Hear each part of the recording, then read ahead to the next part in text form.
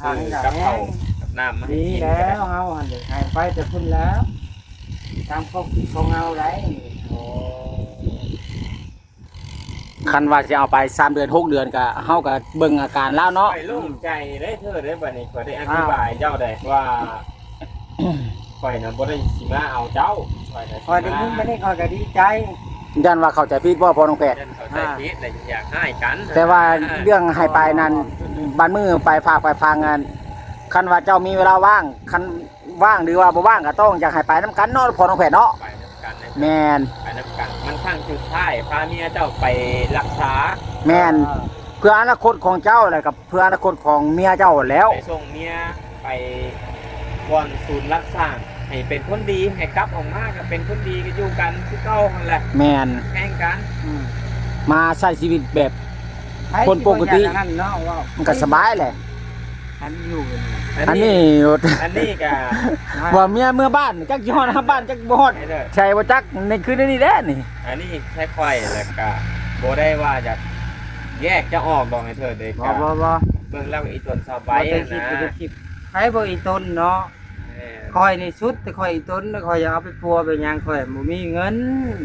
พอได้ยินเจ้าว่าหลายเทื่ออยู่ตรงนี้ นพังหากินแต่ละวันกันทั้งยากเนาะบ่เถอะ แต่ข่อยมันได้ยินป้าแตวว่ามื้อนั้นข่อยตกใจนะเห็นบ่ข่อยว่าก็เลยมาถามกับป้าเจ้าอีกแน่ ไผสิไปนั่นเนาะ แล้วก็สิเอาถุงเสื้อไว้เลยนี่เถิดเสื้อแขนยาว พอได้มาพัดมาเปลี่ยน พอได้พัดได้เปลี่ยนอ่ะแล้ว ยามหลับยามนอน เบิ่งได้เห็นบ่รถนั่นน่ะ รถ รถเข็นน่ะเห็นไหมรถนิ้วดินน่ะแต่เพิ่งเว้ย ข่อยบ่ได้สังเกตว่ามันเป็นจังไดเถิด ในทางมาเนี่ยมันตูหัว มันเป็นจังไดก็ มันจูดไปแล้ว เออ เป็นว่าได้ไง เป็นจูดอย่างเงี้ยน่ะ ร่างมันเนี่ย รถถีบเนี่ยก็จูดเด้ จุดตีนมันน่ะก็เห็นบ่ จูดเรือน จุดเพื่อน คุ้มคอยเมื่อเบิ่ง โอ้ ช่างก็บ่เห็นช่างบ่เห็นครับ พี่น้องเป็นนางเลี้ยงให้เถิดก่อน ช่างเอาไปเสียเบิดแหละ ซื้อเกือบมาให้เพื่อนคนละคู่พี่น้องเลยอันนี้ก็จะเป็นถุงเสื้อ ผ้าห่มแพ้พกเหลือแต่ผ้าห่มมันพื้นเดียวน่ะ ผ้าห่มนี่อยู่เพื่อน จง ปะ ไว้ ว ไฟ อนนี่ ตุ้มว่ะ อยู่เพื่อนปะวอนนี่อันนึงพอแผนเห็นตัวมากับอันสุดที่นอนน่ะพ่อเราเมื่อนอนอยู่หันแล้วเราเอาเมื่อห่มก็คิดว่านะบัดแรกเอาเมื่อเอาก็ได้ดอกให้เธอได้พระเจ้าสิอยู่ก็ได้มันบ่ยากดอกนะ เฮาฮู้บ่แม่นเนาะ อ่า คือกระปุยกระพิ้วนี่ก็ เสียหมดอื่น เราเอาเมื่อไว้หัน เอาพี่น้องเลยนี่เลยเสื้อผ้าก็ได้จักเจ้า เคยปาวอนนั่นแหละเพราะว่าทางทีมงานก็อยู่หันอยู่ทางทีมงานไปเฮ็ดเรือนอย่างให้ พี่น้องเลย เฮาเลยว่าเอามาป้าไว้นี่ก็ได้ว่ากระปุยนะบัดถึงเจ้าเมื่ออะไรจัง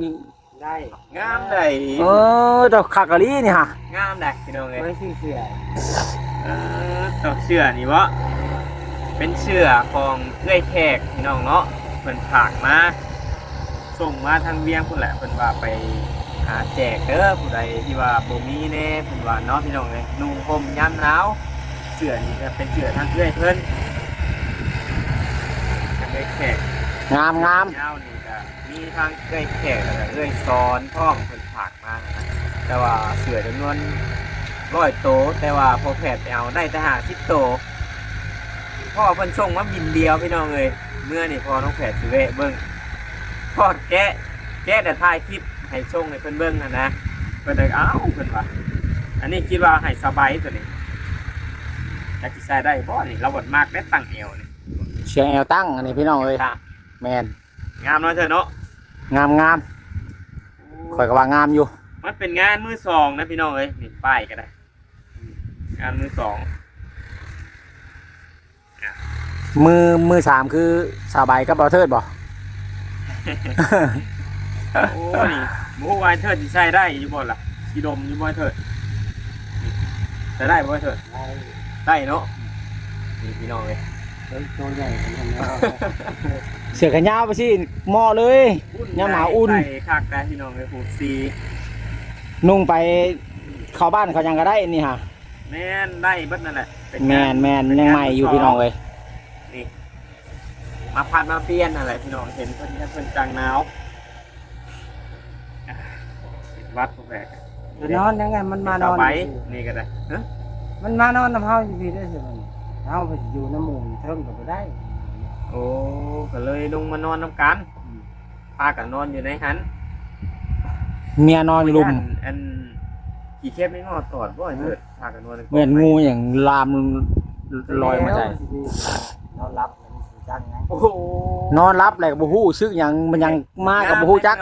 งานมือสองกับงามนี่น่ะป้ายนี่ มีรูปดอกไม้นี่ให้สบายไอ้ตัวนี้ แม่น คนนอนรับมันสิจักยังไง แม่นคันแต่หมู่สาวไม้ตีหัวตายก็ยังบ่ฮู้นะเนาะเฮานอนรับแหละเพราะน้องเพชรบ่ย่านหยังคือว่าหั่นแหละ แม่น ซั่นเพิ่นสิว่าว่านอนรับแล้ว บ่ญาติ แขกเนาะพี่น้องเอ้ยแขกกับสอนนะครับเป็นกับเจิดพร้อมเนาะพี่น้องเอ้ย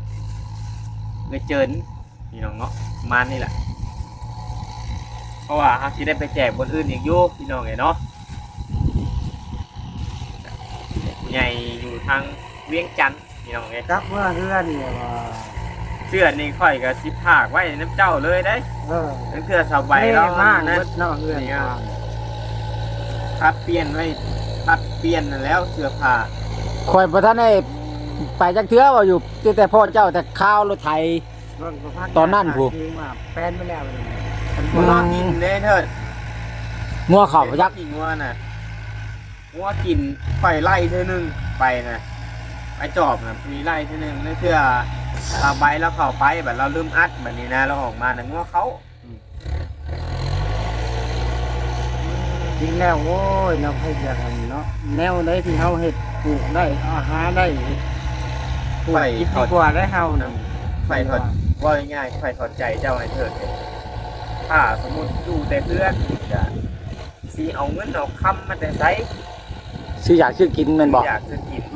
จำเป็นต้องมารับจ้างรับบายหาเงินหาข้ามซื้อเผาซื้อหน้าซื้อประแดกแป้งนัวนั่นแหละพี่น้องเอ้ยเข้าใจอยู่แต่ อันแม่นนี่เนาะ สิท่าแต่ผู้ใหญ่เพิ่นซอยก็บ่ได้น้อยเด้อเนาะ เอาก็ต้องรีล้นนำแหละ โอ้ยแม่นส่งนี่ตั้งแต่ขอยซื้อได้นี่เนาะอีกตัวหนึงเนี่ยจ้ะ อันนึงมันน้ำจิ้มแล้วหนุ่ม เสื้อได้จ้ะ เดือน เสื้ออยู่เพื่อนเสื้อผ้าซื้อให้เพิ่นคนละชุด เอาไปใส่ พี่น้องเนาะโอ้อยู่ในกระสอบแล้วก็เห็นอยู่เนาะ ไปชอบน้ำ ผู้ว่าเป็นกระสอบอย่างทานเจ้าบ่เมือ ทาน สองสอบเนาะ แล้วมันใส่ห้องน้ำ เห็นอยู่พี่น้องเลยเนาะแล้วเอาแต่งไทยเนาะพี่น้องเลยใส่เถิดดีกว่า เจ้าของเราเนี่ยเราเน้นเรา จะแต่งไทยนะเนาะโต๊ะใส่ เอาใส่แล้วเอาตอบทดสอบโอ้ยพอเราเลยหาเอามาใส่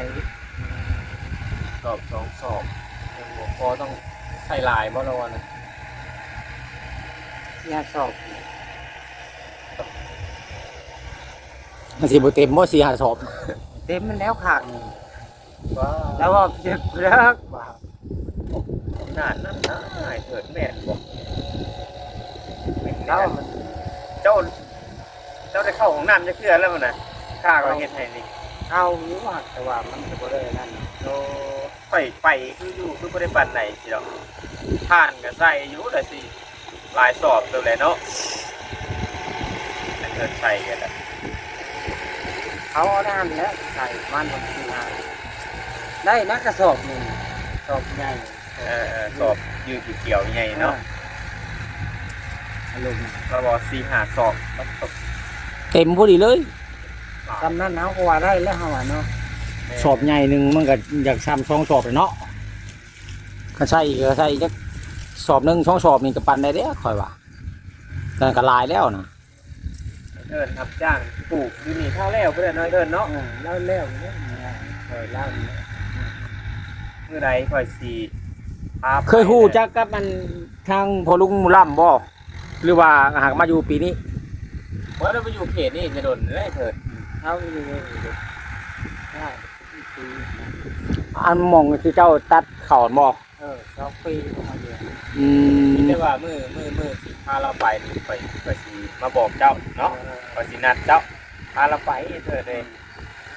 พ ก็ง่ายๆไปกินในครัวน้ำกันนั่นแหละเถิดเลยแต่คือแม่เพิ่นเห็นนะโอ้เพิ่นนี่โตนเพิ่นนอนบ่หลับแหละ ผู้ใดสิบ่อยากไปเนาะ เพิ่นเห็นตั้งแต่กี่ผู้เพิ่นได้เห็นข่าวเพิ่นยิ่งใจห้อนแบบอันนั้นแหละเถิดเพิ่นผ่าเงินมาตั้งแต่วันที่17ผู้พี่น้องเอ้ย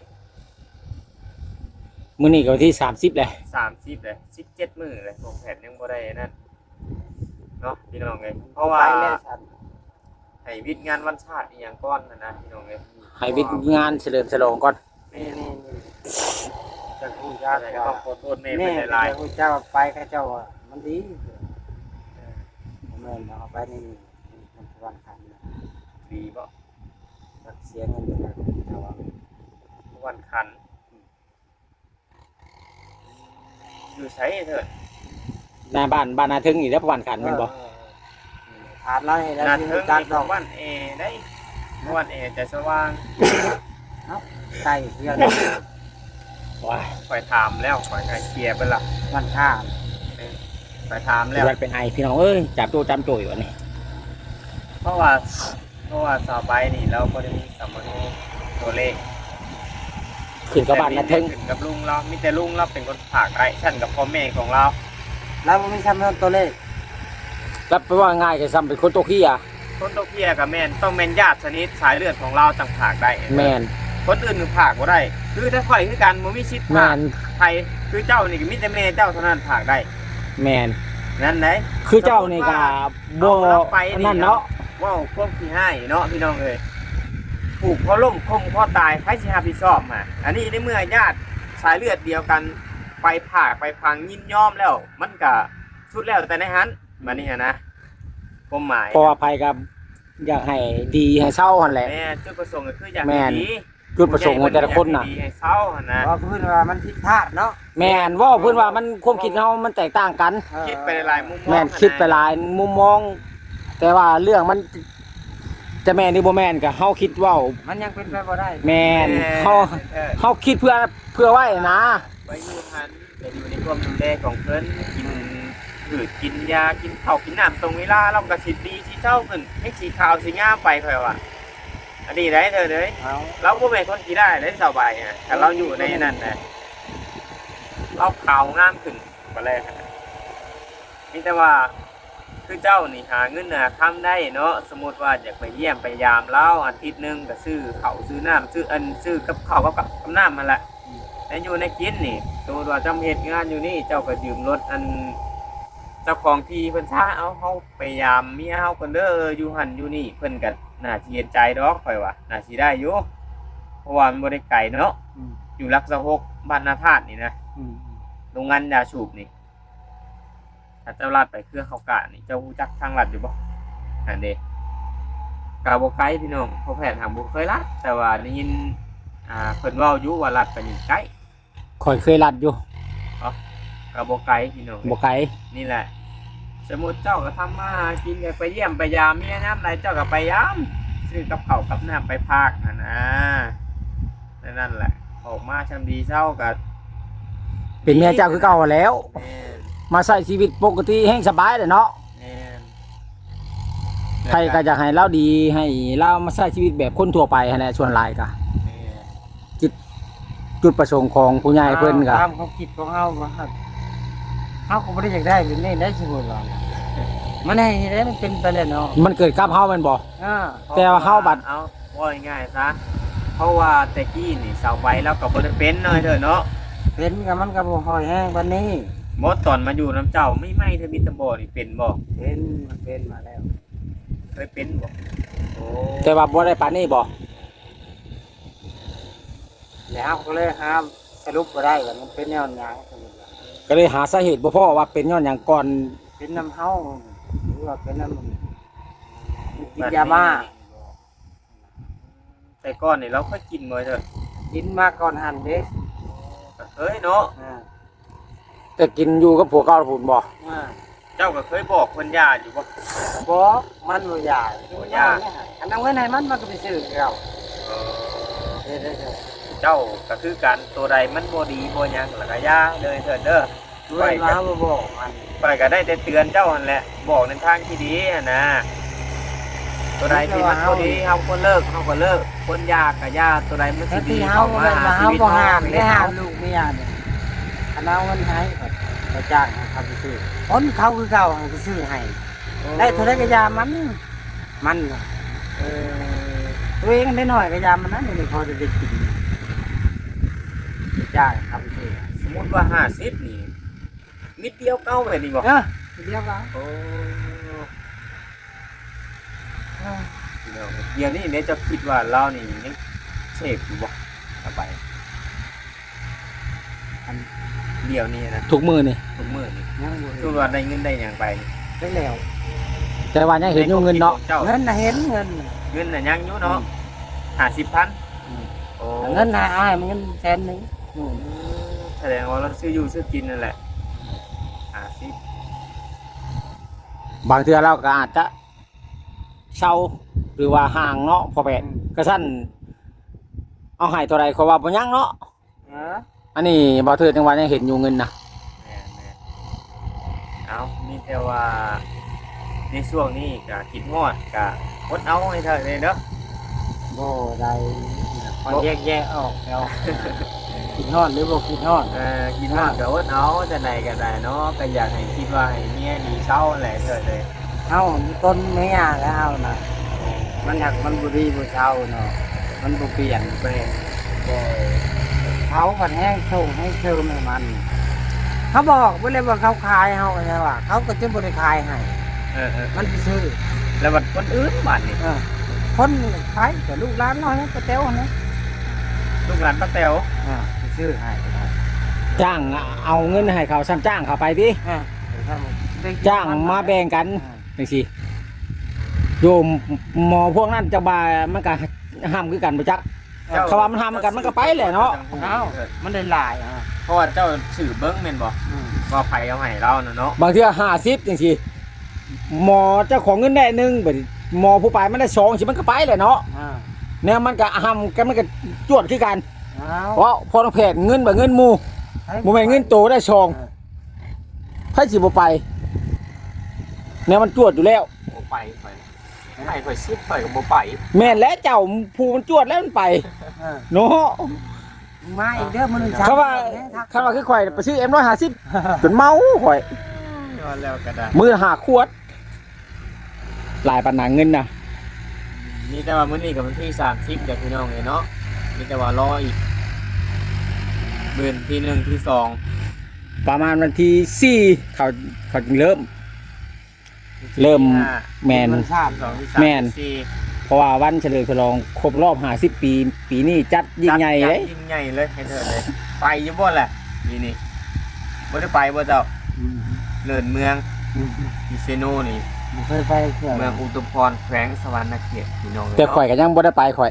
บ่ได้ไปบ่ บ่ได้ไปแล้วบ่มีเงิน โอ้ จ้างว่าข่อยสิไปนะ หนาวซะน่ะนอนเผาเพื่อน ข่อยบ่ได้นอนเผาเฮือนจักนี้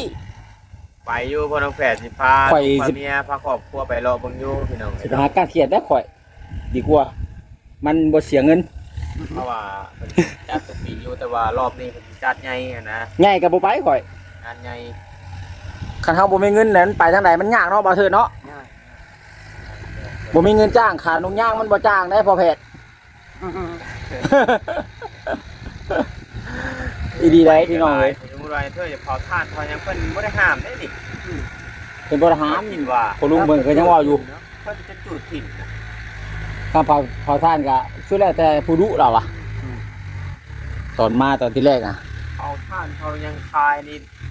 เงินมันง่ายไปตื้อ เจ้าแบ่งเรานี่ก็ได้เด้ แม่น เอ้ย บางเทื่อเราเฮาเอาทานให้เราปั่นให้เราจู้นี่เราก็ยังนั่นนะ แม่นแล้วจุดถิ่นบ่ได้ล่ะ โหพวกยามใหญ่โห เราจะให้มัน เขา แป เตา น ว้าว เด้เขาถ้าไปกด ไอ้นี่บ่คุณน่ะกระสอบถ่านเนาะ ถ้าเก็บไว้เก็บไว้ เก็บไม้เก็บของไว้แล้วก็จุด เอาเงินมีทำถูก มันหลาเลยเนาะ เนาะ จังได๋พอน้องแพทย์บัดนี้หลายนาทีพอสมควรยันอาเทิดเพิ่นอยากเฮ็ดเวียกเฮ็ดงานแม่น เนาะสิได้จบคลิปได้จ้ะพี่น้องเนาะมีแต่ว่าผ่านติดตามนำกันตอนต่อไป เงินที่ซื้อเกือบซื้อนี่มาให้เจ้านี่ก็เป็นเงินของแม่ใจดีเด้อบ่เถิดเด้อผู้เพิ่นซื้อดินซื้อดอนให้เจ้านั่นแหละ ทางประเทศฝรั่งเศส แม่นอยู่ฝรั่งเศสนั่นแหละพี่น้องเอ้ยเนาะแล้วก็เงินที่ว่าสิเอาสบายไปปิ้นไปพวนนี่ก็เป็นเงินของแม่เพิ่น จากฝรั่งเศสคือกันพี่น้องเอ้ย แม่นอยากให้เจ้าขอบมุกขอบใจทั้งแม่เพิ่นซะสิแบบว่าสิเอาลูกกับเมียไปปิ้นไปพัวนี่นะ ได้บ่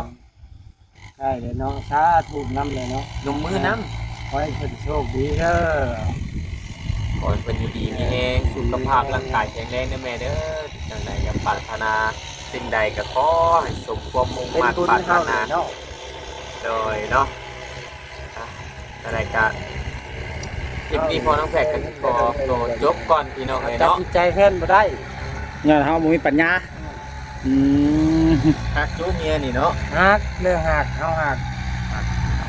แต่ว่าเรื่องให้บาดจะให้ก็เฮ็ดเกินก็ให้คือเว้าได้เนาะ เกินเนาะเฮ็ดให้ได้ซะ นี่แต่ว่าเอาใจที่สุด เขาถามมาเบิ่นหลายๆคนมันก็ได้กูเคยรู้จักมันเป็นบ่ได้เคยอยู่กับคนแบบนี้นะสิเรา หากเจ้าบ่คิดว่าผีเฮ็ดนี่เนาะ ฮะ ผีเฮ็ดนี่คิดบ่บ่คิดเนาะข่อยก็คิดว่าเป็นประสาทเป็นน้ำยา ประ เรา สาท เสพยาเสพหยังไปนี่แหละข่อยก็คิดว่าเป็นประมาณนี้แหละ เพราะว่าหาคนใจดีซ้ำบ่เทิดนี่ยากแล้วข่อยว่าน้องแพทย์กูเชื่อถามมึงผู้อื่นนี่ หาเบิ่งช่องทางนี่เลยว่า เจ้าก็หาทางช่วยอยู่บ่ ว่ามันเป็นจังได๋ เจ้าเคยคิดอยู่บ่ถ้าว่าได้เงินในค่ำนี่เคยกินในครัวเมีย ข่อยถามเบิ่งอยู่ได้ข่อยคิดอยู่ได้นั่น โอ้ยเธอจะหาเงินหาค่ำคิดอยู่ได้พี่น้องเลย ว่ามันเป็นไปได้กูไปสิเห็นกูจักผมเคยอันนั้นเนี่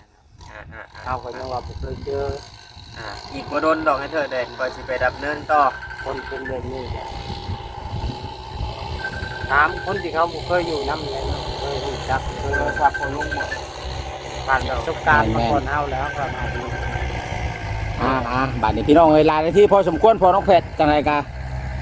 ให้ทางบ่เทิดเพิ่นไปเฮ็ดเวียกเฮ็ดงานต่อ แพทย์ก็สิได้กลับแล้วพี่น้อง แม่น ได้กลับเมื่อแล้วก็ตั้งให้เดินนี่กันสิได้ไปหากินข้าวกินน้ำแล้วก็ไปเฮ็ดเวียกเฮ็ดงานต่อมื้อหน้าเฮาก็สิมาหาเพิ่นใหม่ โดย